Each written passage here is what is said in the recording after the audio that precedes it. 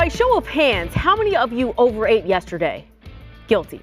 Overstuffing yourself is pretty much a tradition, but the question is, how much did the Clippers enjoy Turkey Day? The team had the holiday off, but after finally stringing together 3 wins, will they play stuffed or pick up where they left off tonight against the Pelicans? The biggest story out of Super Bowl 58 is that defense wins championships, unless you're playing Patrick Mahomes. Super Bowl 57 was a nail-biting, spill-your-beer, edge-of-your-seat thriller late when it was tied in the 4th quarter. But this was really the tale of 2 halves for both teams. No one thought that the Lakers had a legit chance last season to be a serious playoff contender.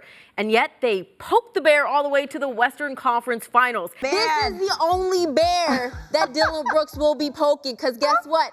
It wasn't LeBron James. What I love about Nas so much, she's in the post and she's calling for every single position, posting up. It's a party in the paint. Hello and welcome to the Halftime Report. I'm Krystle Rich alongside Taylor Hill and Autumn Johnson. We have Michigan at Ohio State. The Wolverines leading at the half, 38-23. I was a little surprised at how this one started off, really limiting Ohio State. Michigan's defense came out so strong, and Ohio State in the half court, Taylor, was kind of struggling. The Terps allowed 326 rushing yards and 4 touchdowns on the ground last week. So this week, their run defense is a priority. He has rode the roller coaster of ups and downs with Lion fans. And in his first return since being traded in 2021, Matt Stafford knew he would be the villain. Just 48 days after the Lakers fired first-time head coach Darvin Ham, who was with the organization for only 2 seasons, the Purple and Gold have hired their next head coach. J.J. Redick, a former shooting guard who played 15 years in the NBA, turned ESPN analyst, reportedly agreeing to a 4-year contract to head the Lakers. This game should look a lot different than that 44-point loss to the Sixers in South Philadelphia back in late November, as you mentioned, without Joel Embiid, who is out dealing with that knee injury. They are missing their main rim protector, and he is essentially a walking double-double. Now the Lakers will have to adjust and turn their attention to limiting Tyrese Maxey. With a chance to go up in the series, the biggest question for the Lakers coming into Game 3 was which Anthony Davis would they get? Shohei Ohtani's decade-long $700 million contract that he inked with the Dodgers is the largest and richest sports contract on the planet. I saw a lot of Shohei Ohtani red jerseys outside at FanFest. Do you guys think we should tell them that they might not see him tonight? Might not be in the lineup, right, Krystle? Yep. 31 points in their first matchup, only 10 in the second. Yeah, and you know, a big part of that, only 10 points, is that he hardly got to the line. Krystle, people will talk about LeBron, they'll talk about AD and the 20 rebounds, but it was the others that stepped up as well.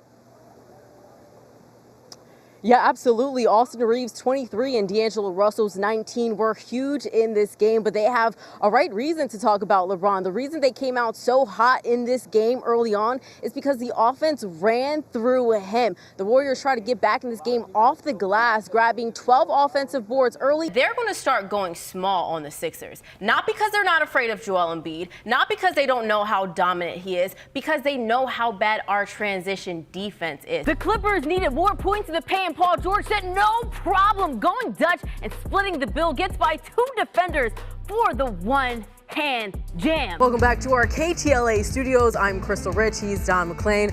Clippers fall short on the road. Back-to-back losses for them. They lose to the Pelicans 122-114. This one was a rough one, especially down the stretch. Yeah. It's the most Cinderella story this season, from the NBA play-in tournament to the Western Conference Finals. But instead of losing a glass slipper, one Laker dominated the glass. Don't be surprised if Listerine sales go up in LA, because the Dodgers getting swept on the road by the Phillies left a bad taste in everyone's mouth.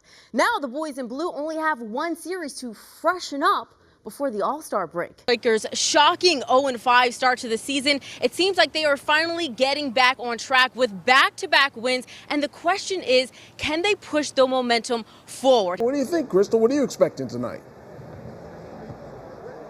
Darren, I'm expecting a hard-fought battle. I can talk to you about the X's and O's of what the Lakers need to do in order to get to the win tonight. Transition defense, rim protection. But tonight is about LeBron James and time. Not the 38 minutes that he's been averaging in this series so far, but Father Time. It is always so much fun to watch Taylor Mikesell play. In the first quarter, we're like, she only shot the ball from deep one time. She was showing off everything she could do, putting the ball on the floor, refusing to be one-dimensional, and then she did what you just saw there. This was a very loud and intense playoff atmosphere, and for the first time in 32 years, the Detroit Lions have a playoff win, and you kind of get the sense just by being here that they weren't going to let anyone stop them, not even their ex and Matt Stafford, who played so tough tonight. In the first half, he really showed off his arm strength. In the second half, his resilience, but it was their red zone blunders that really did this team in tonight. Steve, this was a game where touchdowns were traded like playing cards. 38 points should be enough to win a game. The Chargers battled back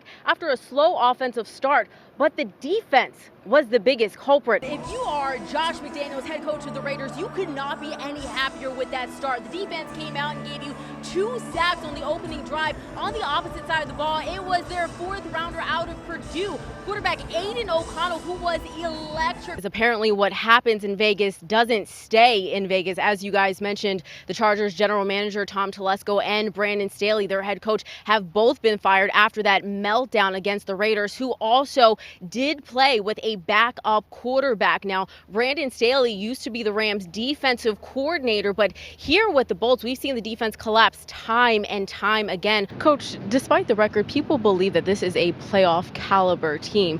How do you come in and adjust the culture to get it to be where you want it to be? And fun fact, Jim Harbaugh will now be in the same conference as his brother John Harbaugh, who of course is the head coach of the Baltimore Ravens. Jim called his brother as tough as $2 steak. Sharon, Micah, I can already feel that one sticky and chewy in my teeth. Those matchups in the future, of course, should be very fun to watch. What a show from Shohei Ohtani with his first walk-off hit as a Dodger. Dave Roberts had to reach into his bag of tricks with Will Smith pinch hitting, but he needed to look no further than his two-way start for the big moment. He believes those missed tackles last week were an isolated incident and not a prevalent problem. Although a lot of those missed opportunities took place along the perimeter, I asked him why he thought that was, and he said he believes a lot of his guys last week were making business decisions, especially when it comes to small guys having to tackle the larger guys. He said a lot of times the smaller guys like to cut tackle,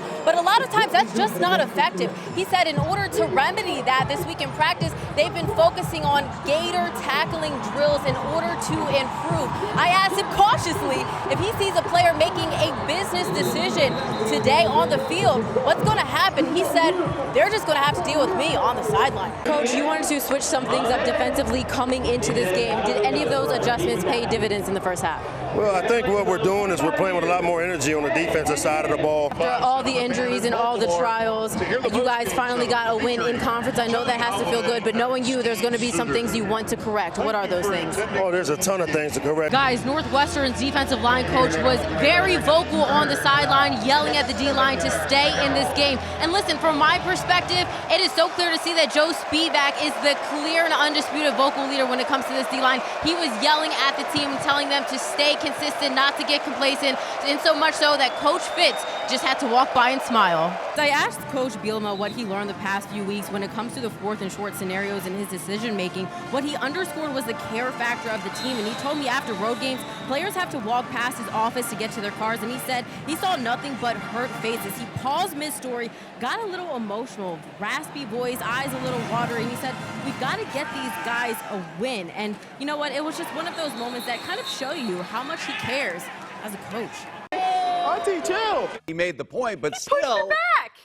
Well, she was trying to hog the spotlight. She was trying to have fun in the background. He pushed her back. No. Auntie would not be cooking for me. She's not cleaning for me. No auntie privileges going So forward. you think The celebration in the locker room was bananas. I had my trash bag over my head like this, but it may take me a couple of weeks to get the champagne out my hair, so if I smell like that in the office, just know that none of it landed on my lips. Reporting live at the bank, I'm Krystle Rich, KTLA 5 Sports. All right, thank you, Krystle. Second quarter, Kawhi Leonard started out 0-5 before knocking down this baseline J. Clippers down 57-50 at the half. Kawhi, though, boiling hot in the second half.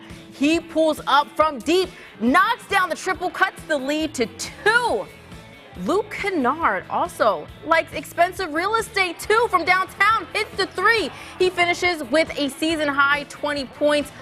Fourth quarter now, Brandon Boston snatches the ball from Monte Morris, turns on the Jets, 0-100 real quick, finishes at the rim, and one. Boston at the line, bricks the free throw. But Amir Coffey can build a house with just one brick. The steal and finish for the Clippers' first lead since the first quarter. Then Kawhi does Kawhi things, took over, drives and hits the mid-range J, finishes with a season-high 31 points. The Clippers serve the Wizards their 9th straight loss. Clips win it 102-93. Purdy looking to become the first rookie quarterback to win a playoff start since 2012. San Francisco wastes no time putting points on the board, up 3-0 in the first. How about we change Purdy's nickname from Mr. Irrelevant to Houdini? Dumps it off to a wide-open Christian McCaffrey for the touchdown. 10-0 Niners. Frisco up 6 in the fourth. Second and goal. Purdy escapes trouble and finds an uncovered Elijah Mitchell in the flat. Purdy passes for 3 touchdowns and rushes for 1. The Niners steamroll Seattle 41-23. Mr. Irrelevant, who? He's 6'2". Smith in trouble, and down he goes. Kobe Turner. 288 pounds. Yeah, baby. And in perfect harmony with his defense. Rams rookie defensive tackle Kobe Turner is turning heads in the NFL for his ferocious way of getting to the quarterback. But that isn't his only high note.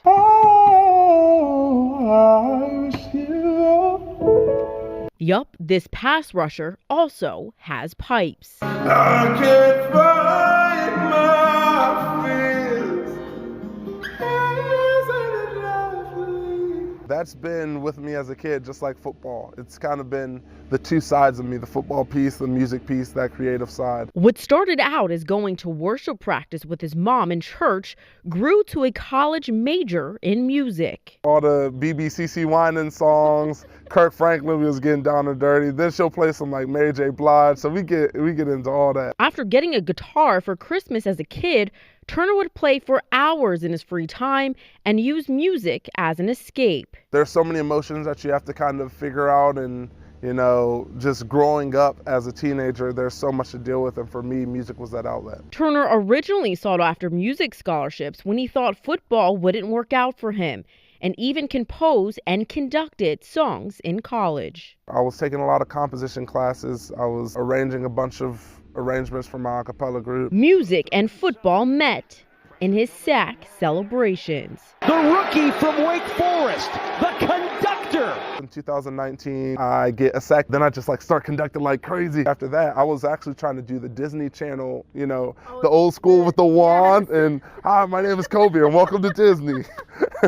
but the announcers were like, the conductor conducting again. Even his head coach, Sean McVay, can't help but smile when asked about his rookie D-tackle. Just being able to have, normal conversations, share some of the different things that he's interested in outside of it, the way that he handles, some of the good banter that goes back and forth in the locker room. He's one of those guys that you can't get him because he's unfazed and he's super secure in himself. While in a long-distance relationship with his now fiance, he also grew an appreciation for writing his own music. Can you feel it in my fingertips? I've been dreaming of that heaven right there on your lips. A lot of my songs have come from like pain that I had felt, and most of the pain that I had felt had come from just like longing to be with her. Football is your priority right now, but with the goals that you have in music, do you consider yourself having 2 careers? I know there's gonna come a time where I have to hang up the cleats. And when that happens, I want to be a high school choir director when it's all said and done.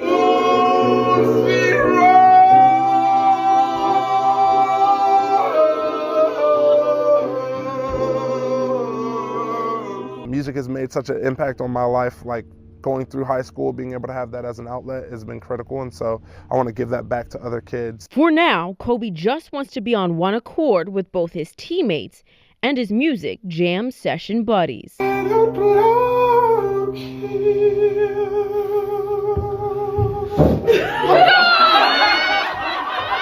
Krystle Rich, KTLA 5 Sports.